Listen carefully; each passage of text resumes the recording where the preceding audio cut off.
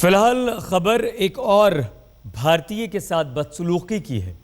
भारत के सब्र का बांध टूटा तो अमेरिका को जल्द ही अक्ल ठिकाने आई।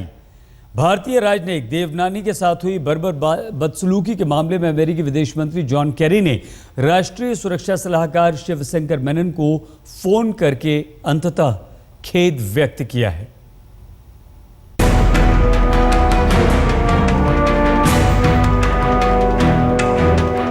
हिंदुस्तानी राजनयिक देवयानी खोब्रागड़े के साथ बर्बर बदसलूकी पर दिल्ली से सख्त सिग्नल जाते ही अमेरिका में खलबली मच गई है। देवयानी मामले में अड़ियल रुख अपनाने वाले अमेरिका ने अपनी करतूतों के लिए 7 दिनों के अंदर ही सरेंडर कर दिया है।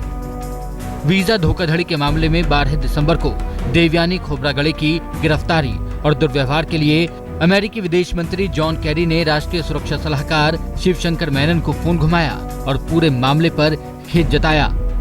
अमेरिकी विदेश विभाग की प्रवक्ता मैरी हार्ट ने पत्रकारों को इस बात की जानकारी देते हुए कहा कि उन्हें सब जानकारी थी और उन्हें इस केस की पल पल की जानकारी दी गई।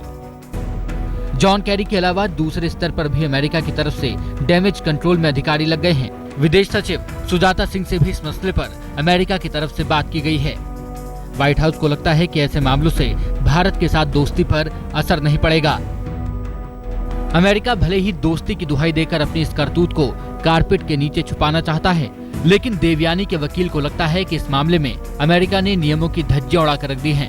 This isn't your ordinary case. This is a senior diplomatic emissary from India who, according to protocol, is entitled to be treated with some deference and with attention to the fact of her stature within the diplomatic community.